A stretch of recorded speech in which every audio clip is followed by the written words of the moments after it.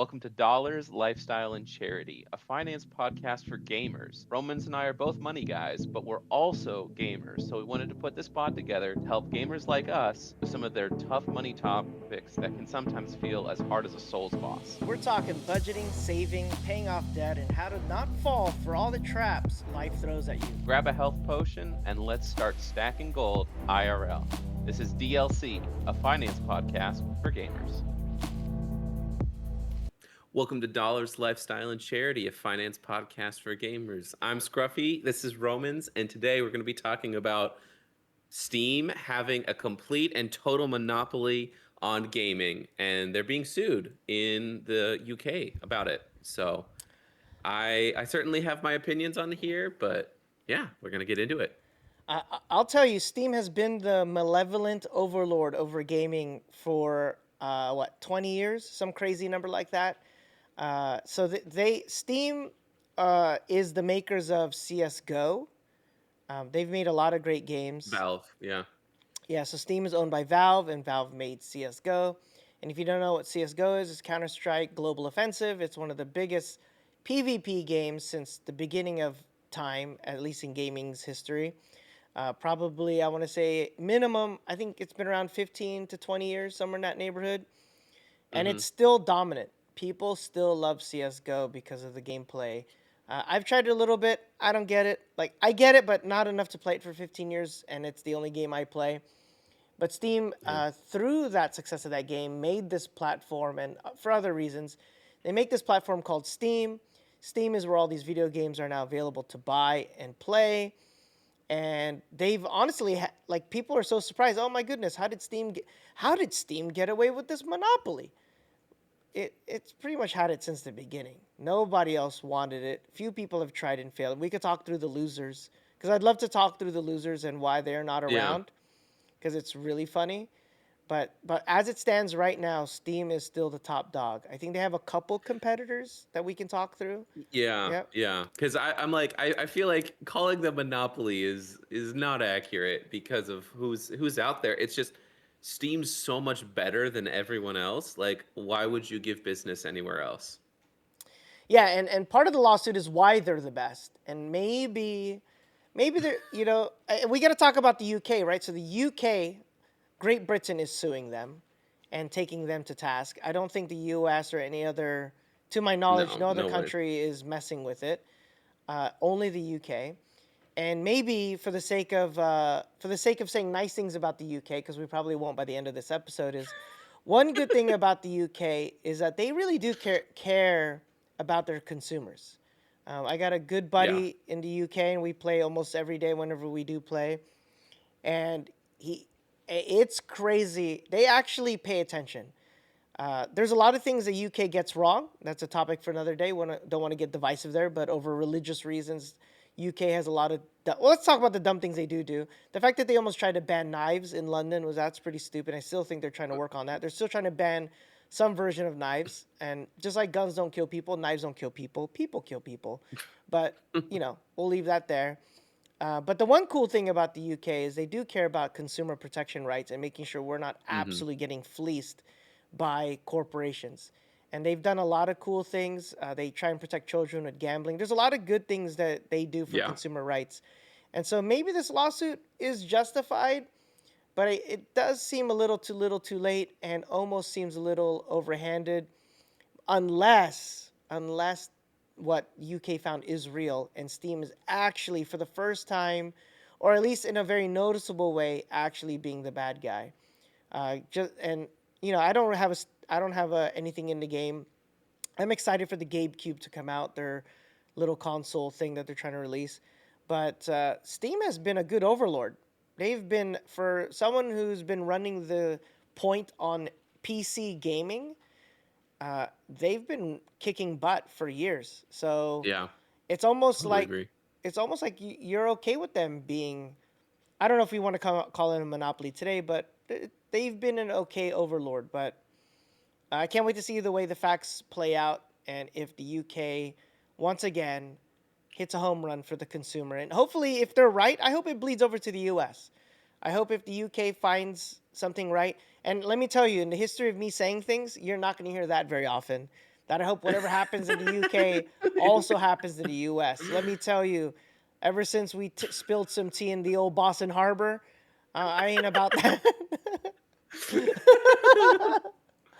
America. That's right. Taxation without representation is tyranny. Ain't about that life. Tip that The tea into the. 4% T tax. That's right. Revolution, baby. Redcoats, you come, cause I got Merc on my side. I got freedom bullets. Anyways. It makes me want to play that Assassin's Creed game again. Just go behind enemy lines, stab some redcoats. Oh yeah. But let's talk about how much money it is, cause it's not a little bit of money. Yeah. Yeah, Uh, no, it's a major, major lawsuit. So Valve is being sued for 166 or 56 million pounds, which translates to roughly a $900 million lawsuit.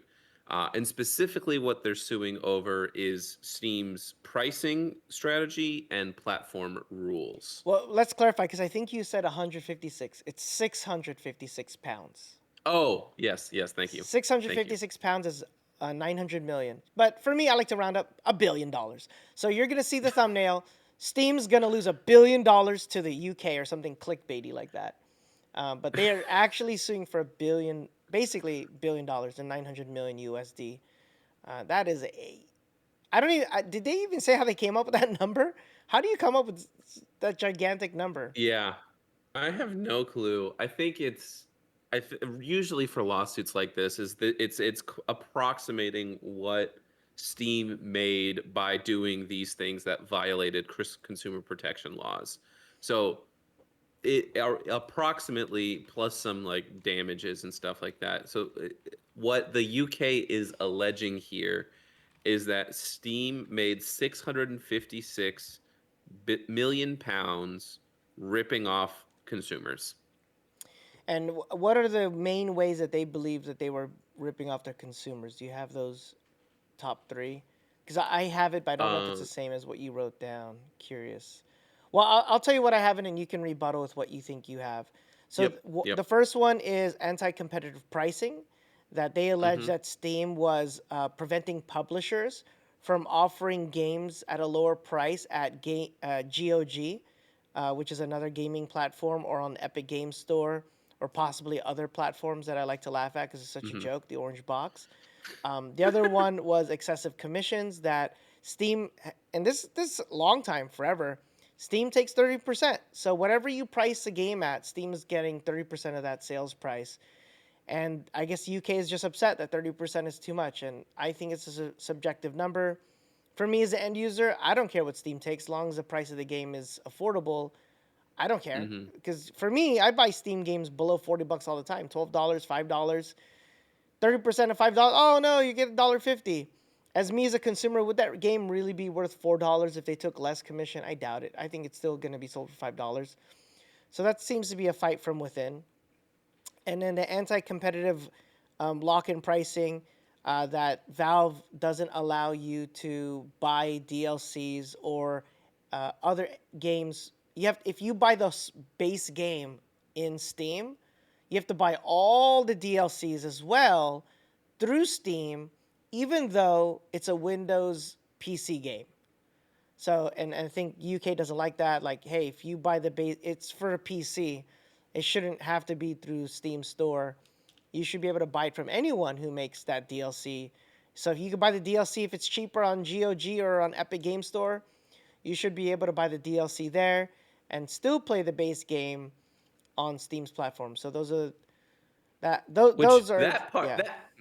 that part of the lawsuit is absolutely ridiculous because GOG and Epic do the exact same thing with all of their games. Like that's how literally every single game platform works. If you buy it on Epic, the DLCs have to come through Epic because the base game is on Epic. If you buy it in the like Xbox Game Store because you have PC Game Pass and you have stuff there, it has to be through there. That's just literally how every single gaming platform works. Well, let's go So back to that the old days of console, because it's really ridiculous if you think about a console. So what they're alleging is if you bought it on a Sony PlayStation, and then the DLC is cheaper on your Xbox, UK wants you to be able to buy the DLC cheaper on your Xbox and somehow play it on your PlayStation. Or let's give it more ridiculous. The DLC is on your Nintendo Switch. The UK, Oh what they're gosh. saying is buy the DLC on Nintendo Switch and then play the game on your Sony PlayStation. Like, I just like, what? Like, Yeah, it just doesn't. I can see kind of where they're coming from on some of the other topics. Like, sure, I as an end user, I don't really care if they're, they're taking too much of a cut. Like that's something that the publishers have to deal with. Me as a consumer, I don't care, but I get why they're concerned about that. But golly, that DLC part just seems like there was some lawyer that like, oh yes, you should absolutely do this. Someone who's never played a single game in their entire life, besides like, you know, Call of Duty one time.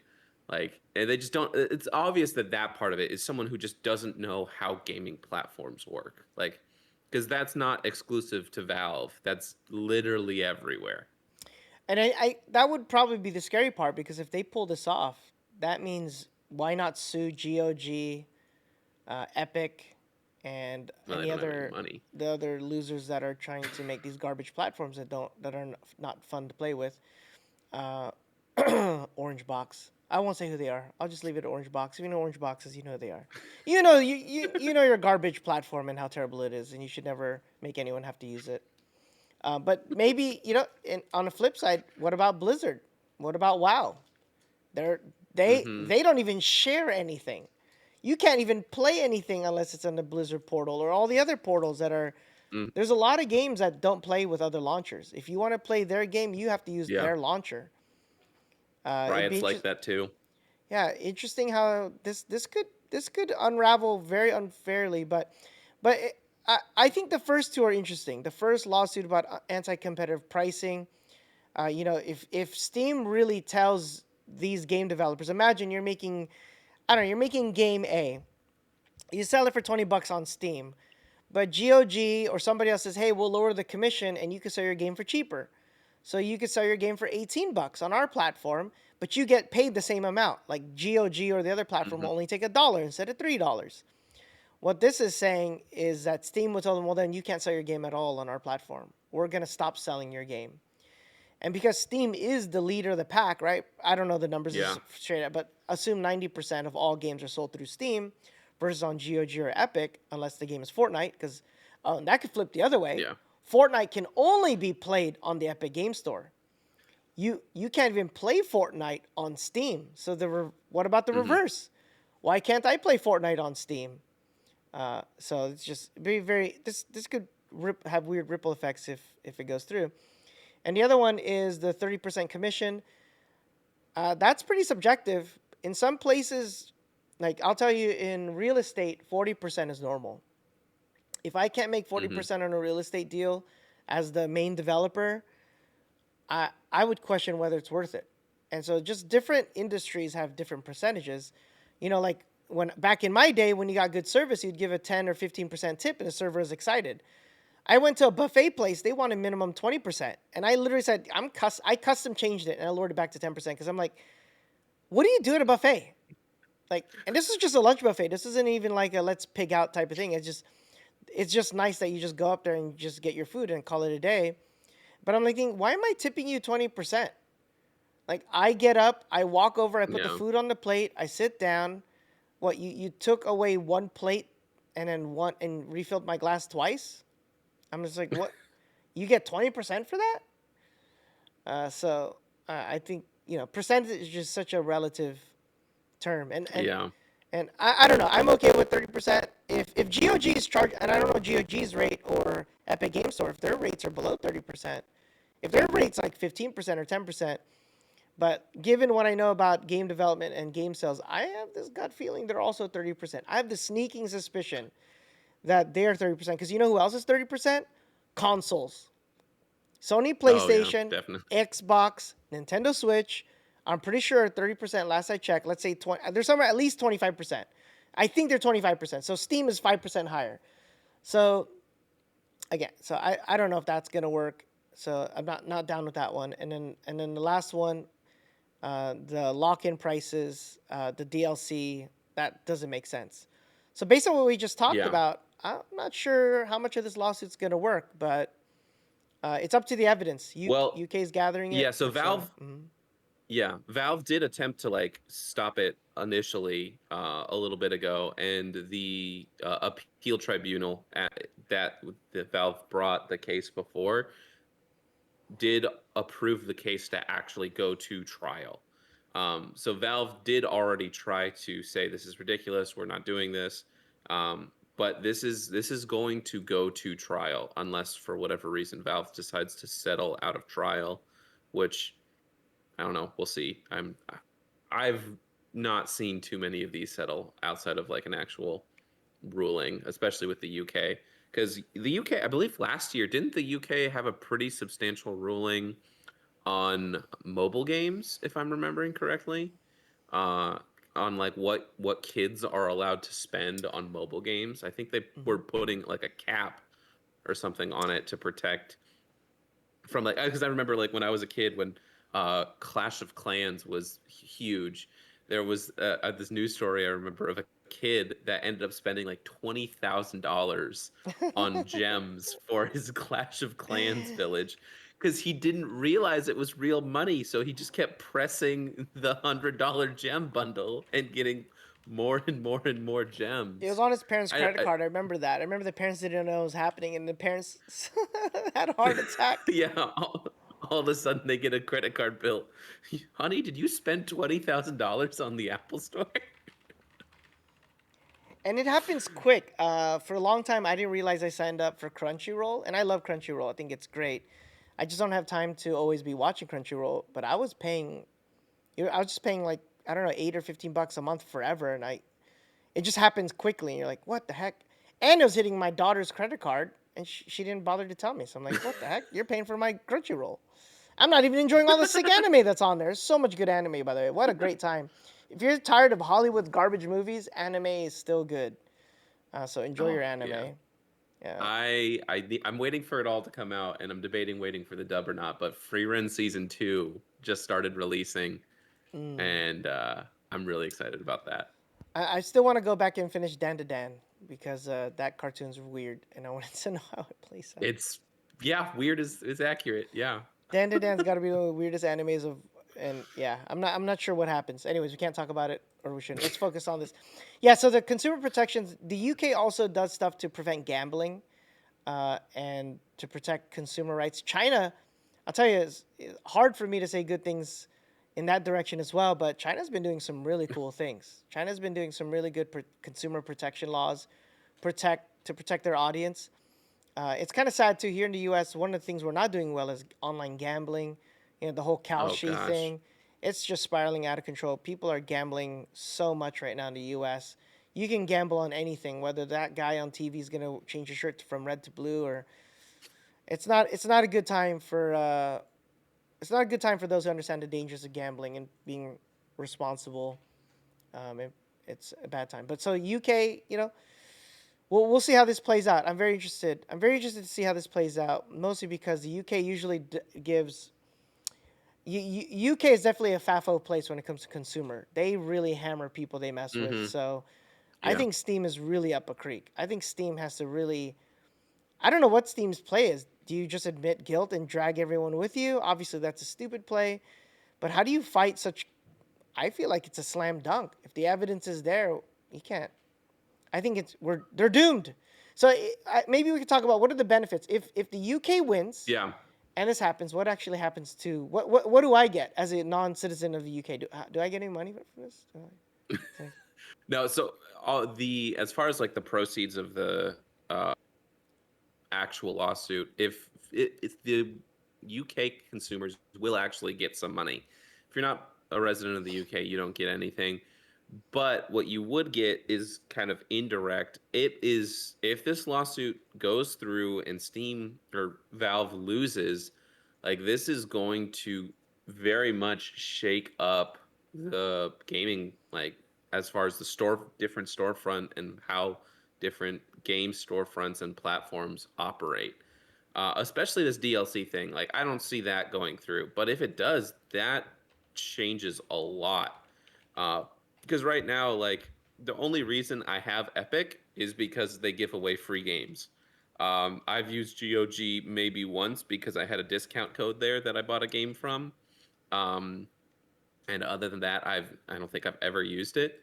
But like, if this goes through, there's could legitimately be games at very different prices on these different platforms, and you still have the convenience of, like, for me, me and my roommate share games with each other. I think between the two of us, we have like 90 games on Steam.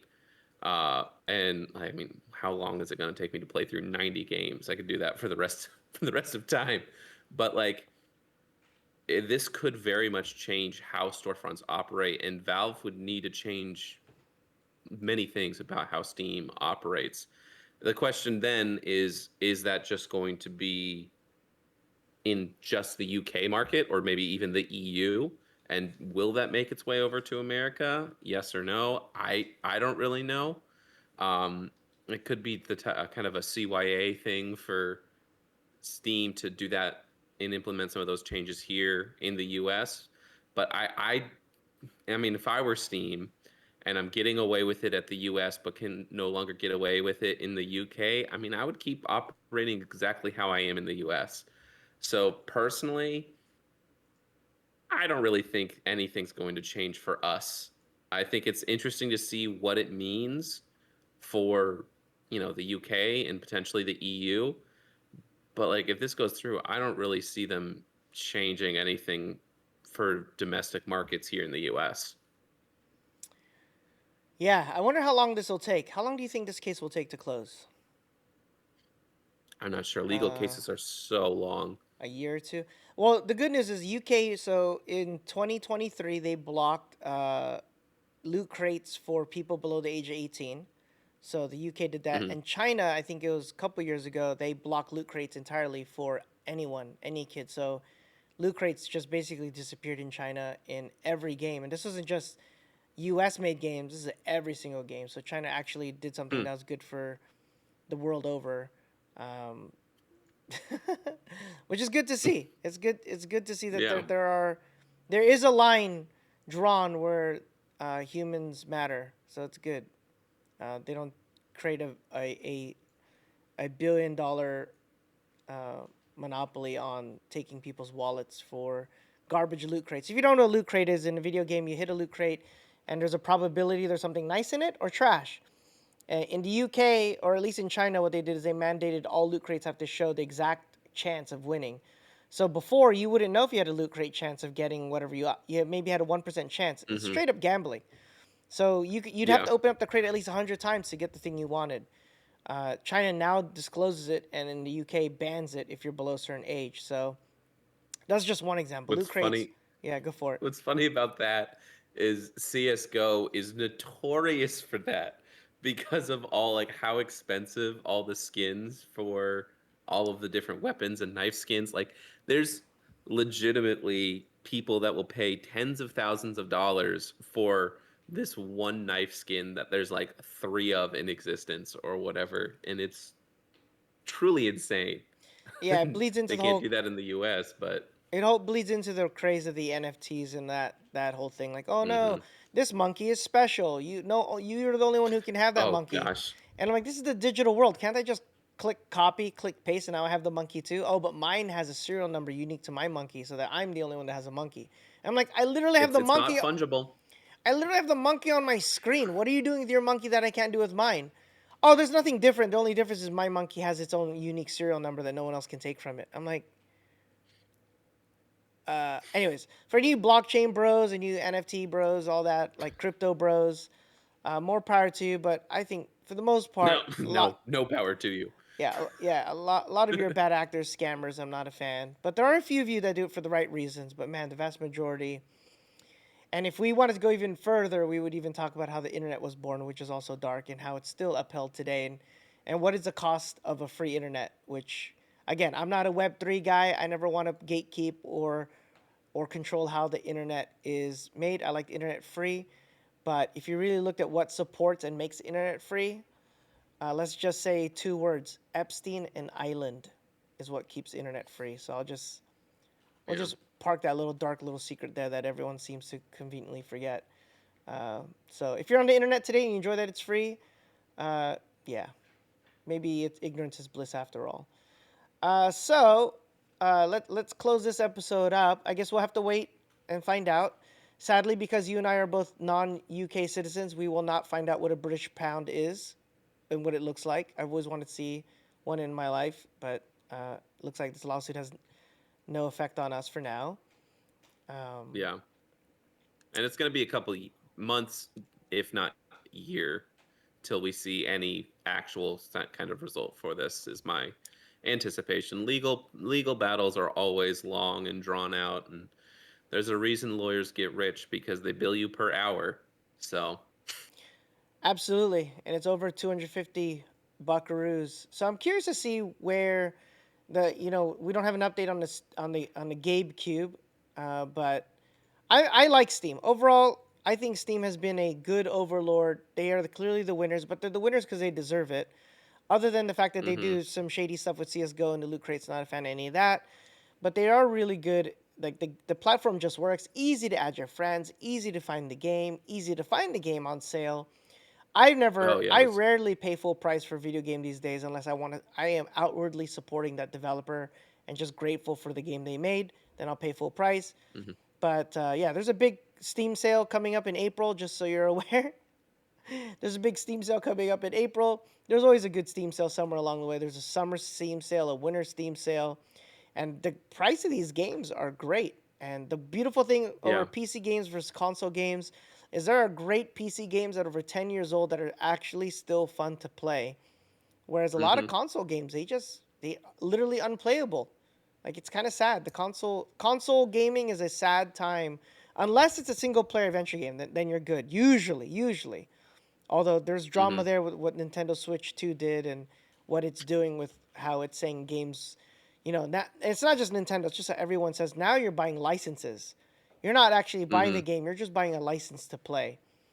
And I'm not a fan of that. Just we should really plug GOG more on this podcast because what GOG does is you actually own the games you buy, DRM free. Just a quick plug, not an ad, but when you buy a game on GOG, whatever you bought that game is yours forever. And so long as it's compatible with the PC you own and play, the game will work. So I love GOG's mission. I just wish just their entire ecosystem was more enjoyable. It's very clunky. It's not yeah, fun. None of my friends are on it, which is always the problem. Uh, so yeah, but GOG is probably the right place. And after this podcast, I'm gonna go to GOG and take a look. And then Epic Game Store is the makers of Fortnite. Epic Game Store is great. You get a free game every week. But again, it rides on hmm the fact that Fortnite makes a boatload of money. Last I checked, Fortnite was making 200 million a month, some kind of crazy number. They make billions a year. it's insane. I think Fortnite makes 3 billion to 5 billion every year, and Fortnite is a free video game. So how does a free video game make $3 billion? Oh, that's because the skins cost $5, $10, and there's always a sixth skin. I think I think the world over of what Fortnite is doing. Fortnite has the entire world cultural system inside its game. Oh yeah, Every famous actor, every famous movie, every famous song, culturally, globally, is inside Fortnite. So if you were an alien from outer space and wanted to know everything about global culture, just play Fortnite and you'll learn how humanity runs. But there you go. That's our plug for all the platforms. So at the end of the day, go to GOG. After GOG, if you like Fortnite, Epic's your place. If you don't like Fortnite like me, then Steam is probably your go-to. And then there's a or bunch if you of just want free games, Epic. That like, there's some legitimately good games that they give out free at Epic. Like I'm not a big Harry Potter guy, but Hogwarts Legacy, it's like a Mhm. $50 game, was on it for free during the winter. Yeah, it was a free So like Christmas game. pretty substantial games that you can get for free over there. Yeah, Hogwarts is a good game. It has it has only really one questionable part that had nothing to do with this episode. But there's only one part in that game I'm not an advocate for. But the rest of it, yeah, the game's has solid combat. If you're a Harry Potter person, Just know it was not made or developed or really overseen by the author of Harry Potter. What's that lady's name? Rowling, J.K. Rowling. Yeah, you're the person of names, right, Barry Allen? Okay, so thanks for listening to today's episode, guys. All right. Well, I hope you guys had a great time. This has been Dollars Lifestyle and Charity, a finance podcast for gamers. We'll see you next time. Bye. Bye.